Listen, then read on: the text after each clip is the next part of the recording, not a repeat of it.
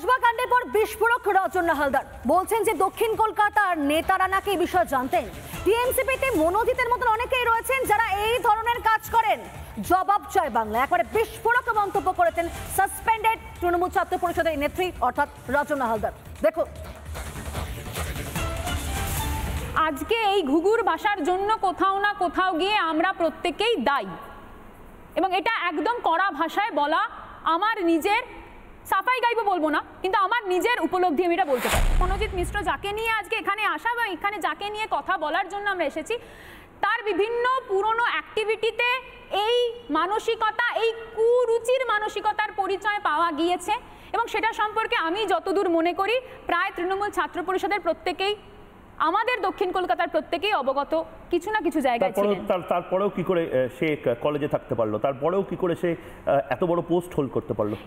তার মানে তোমাদের তৃণমূল কংগ্রেসের নেতারা তার মানে এর পেছনে না, এটা সত্যি তো আমাদের, আমি তো বললাম প্রথমে উপলব্ধি জায়গা থেকে এটা আমাদের অপারগতা। মিস্ট্রি শিটার একটা ছেলে সে এত বড় নেতা হয়ে গেল, তার মানে তৃণমূল কংগ্রেসের হাত রয়েছে এর সাথে। অনেক মনোজিৎ মিশ্র লুকিয়ে আছে। আমি একটা কথা বলি, এটা কি তোমরা স্বীকার করছো? একদম স্বীকার করছি, একদম আমি না এটা স্বীকার করছি। তোমার সতেজে তৃণমূল কংগ্রেসে এরকম মনোজিৎ মিশ্র রয়েছে, ছাত্র পরিষদে এরকম অনেক মনোজিৎ মিশ্র রয়েছে।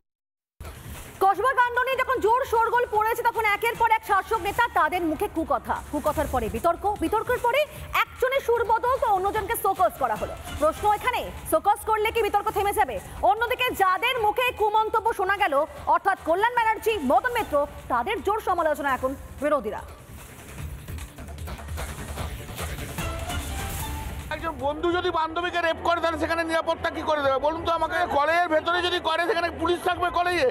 যে अगर आपको किसी जान पहचान ने बुलाए तो जिस दिन कॉलेज बंद है, परीक्षा चल रहा है, आपको यूनिट की कुछ बनाएगा तो आप मत जाइए, इसमें आपको भला नहीं होगा।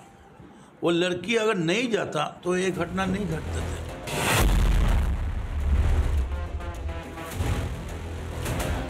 কলেজের ভেতরেই পড়ুয়াকে গণধর্ষণের অভিযোগ, পুলিশের জালে তৃণমূল ছাত্র পরিষদের শীর্ষ স্তরের নেতা, এতেই ব্যাকফুটে তৃণমূল। আর দলের অসময়ে অস্বস্তি বাড়িয়েছেন বিধায়ক থেকে সাংসদ। প্রথমে শ্রীরামপুরের তৃণমূল সাংসদ। একজন বন্ধু যদি বান্ধবীকে রেপ করে তাহলে সেখানে নিরাপত্তা কি করে দেবে বলুন তো আমাকে? কলেজের ভেতরে যদি করে সেখানে পুলিশ থাকবে কলেজে? কল্যাণের পর কুকথা শোনা যায় কামারহাটির তৃণমূল বিধায়ক মদন মিত্রের মুখে। तो जिस दिन कॉलेज बंद है, परीक्षा चल रहा है, आपको यूनिट की कुछ बनाएगा तो आप मत जाइए, इसमें आपको भला नहीं होगा। वो लड़की अगर नहीं जाता तो ये घटना नहीं घटते थे। তারপরই ওই ইস্যুতে দূরত্ব তৈরি করতে শুরু করে তৃণমূল। জানিয়ে দেওয়া হয় তাদের মন্তব্য একান্তই ব্যক্তিগত, আদেও তা দলের অবস্থান নয়। এদিকে পরিস্থিতি বেগতিক বুঝেই তড়িঘড়ি সুর বদলে ফেলেন কল্যাণ। পাল্টা পোস্ট করেন সোশ্যাল মিডিয়ায়। যারা অপরাধীদের আশ্রয় দিচ্ছে পরোক্ষভাবে সেই নেতাদের কি সমর্থন করা হচ্ছে? ভাবটা এমন যেন ধর্ষক ও তাঁদের প্রশ্রয়দাতাদের পাশে দাঁড়াতে একেবারেই নারাজ তিনি। সেই সুরই বজায় রেখে এদিন ফের মুখ খুললেন শ্রীরামপুরের তৃণমূল সাংসদ। সহকর্মী কোনো রাজনৈতিক সহকর্মীকে রেপ করে বা কোনো রকম ক্রিমিনাল অ্যাক্টিভিটিস থাকে, এটা তো কোনো মতে মেনে নেওয়া যায় না। আমি তো মন থেকে মেনে নিতেই পারছি না, তাতে আমাকে যে যাই গালাগাল দিই। এত সবের পরও এদিন অবশ্য মদন মিত্রকে শোকজ করেছে তৃণমূল।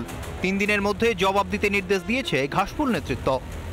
যদিও এতে চিড়ে ভিজছে না, সুর চড়িয়েছে বিরোধীরা।